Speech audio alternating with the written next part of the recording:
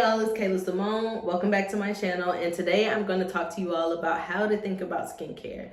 These are different kind of ideas that should be in the back of your mind, things that you should be thinking about that we often tend to skip or overlook just because we want to buy something that our favorite influencer may be using, but we are not necessarily sure whether that product works for us. So I'm going to help you out a little bit. These are a few tips that I like to use and things that I like to talk to my clients about to kind of help them understand the lifestyle portion of your skincare routine. Okay, so one of the first things that I like to think about when I am even looking at shopping for products or I am doing my research on what kind of products that I want to incorporate in my routine is to take into consideration my skin type.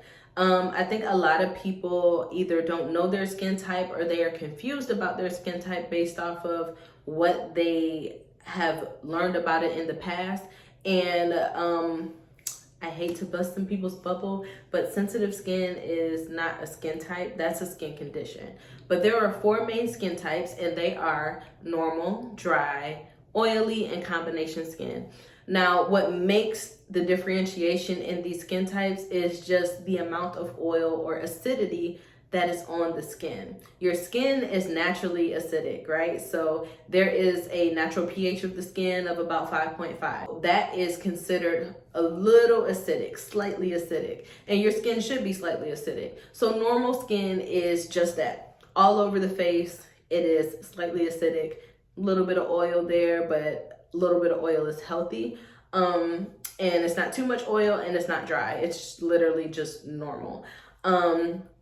Oily skin, obviously, most people get oily right here through the T-zone and are typically have larger pores. They get oily around their nose. Sometimes like chin area, you can get oily, but mainly it's because the sebaceous glands are overproducing oils and your pores tend to be a little bit larger. Dry skin, on the other hand, you can almost barely see their pores when your skin is considered dry. There's basically not much, if any, oil on the skin. And dry skin also gets confused with being dehydrated, but you can also be normal, oily, combination, dry, and all of them can be dehydrated, right? And then the last one is combination skin, which is just a mix between oily and dry, but your cheeks tend to be drier and your T-zone tends to be a little more oily. So I hope that helps you just a little bit identify what your skin type is. If you want me to do a more in-depth video on skin type, let me know down in the comments below and I will do that. If you're knowing your skin type and you are reading the different cleansers and moisturizers and different things that you want to pick up for your skin, pay attention to the marketing on the front and whether it says it caters to normal skin, dry skin, oily to combination skin, whatever. Normally when you're buying skincare products, it does say normally. Now some luxury brands may not, it may say it caters to all skin and that's totally fine, but normally it'll say if something caters to dry skin, oily skin, combination skin, sensitive skin types, things like that. My second tip is, alongside with paying attention to what's on the front label, please pay attention to the back, okay? The back of your skincare products often have an ingredients list. I don't have any skincare products in front of me. Well, not any of my skincare products, but this is my baby's spray on SPF, right? Because only an esthetician mom would really buy SPF for her child. Anywho, this is her little spray on SPF, and obviously it tells you what the product's supposed to do on the front, but on the back here is where it has the directions, the uses, the ingredients list. Now, when you're looking at the ingredients list, of course, there are a bunch of big words that we have no idea what they are. We have to Google them, research them, do whatever you have to do. But pay attention to what they're saying on the front and marketing on the front as a active ingredient and something that will make a difference in your skin. Like most of the times it'll say, this cream has retinol in it, this cream has glycolic acid in it, this blah blah.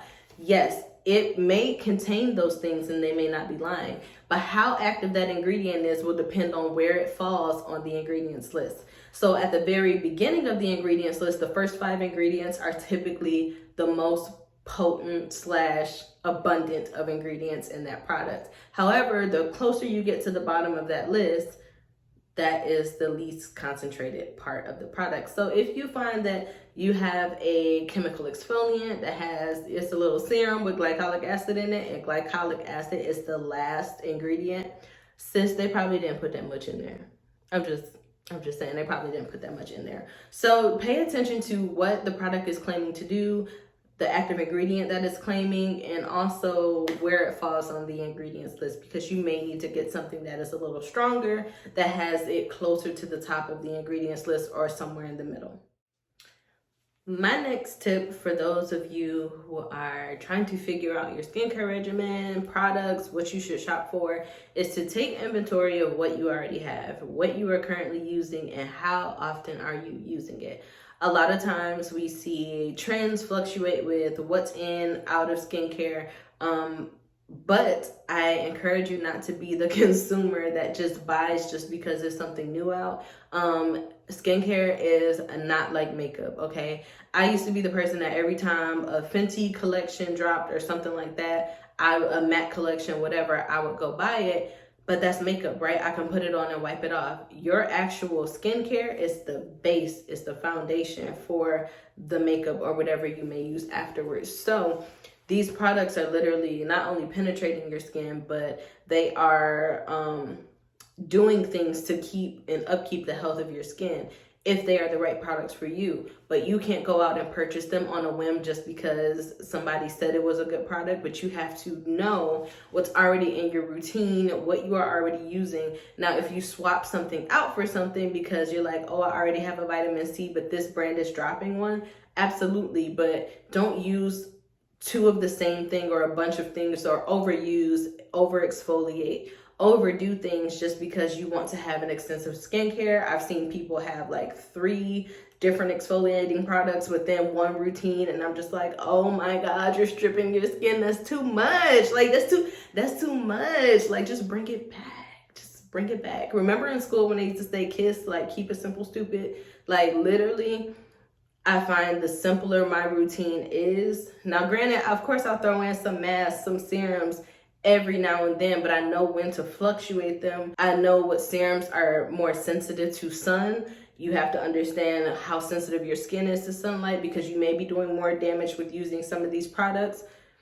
Are you pairing them with SPF or not? You know, like, these are things that you need to consult with your skincare professional with, because if you're incorporating too many things with too many active ingredients that are too potent for your skin, you may end up doing more damage than good. So don't be doubling up and using 15 cleansers with glycolic acid before you even move on to the toning and all that stuff. That's just too much. It's too much. It's too much. I don't care how bad your skin is. It's too much. Keep it simple. My last tip is to know what you're allergic to. Know what you are allergic to. There are a lot of times when I see people who are saying what doesn't work for their skin, or they're saying, yeah, I use this, but my skin like turned beet red, and every time I use this specific product, it turns red. And I'm like, yo, you itching, you turning red, you breaking out in the hives. Why you keep using it? Like, if something makes you react, and we're not talking about like, some products will make your skin tingle. It may start invigorating your skin. You know, that's completely different than an allergic reaction. What we don't want is you to break out in hives for the sake of trying to clear up hyperpigmentation. Like, that's not a thing. So, my recommendation is to get an allergy test, kind of know what you're allergic to ahead of time, and also put the onus on your estheticians to know what's in their products, because we don't want you to have an allergic reaction while you're on my table. I just don't. I just don't. I can't take that I'm not going to say anxiety, because, you know, God got me, but anxiety's too bad for that. Like, I don't have time for you to be turning into the thing on the table because I asked you if you were allergic to peanuts and you was like, no, I'm not. And then the product got peanuts, oils, or whatever in it, and you just burst into flames. Me? So know what you're allergic to.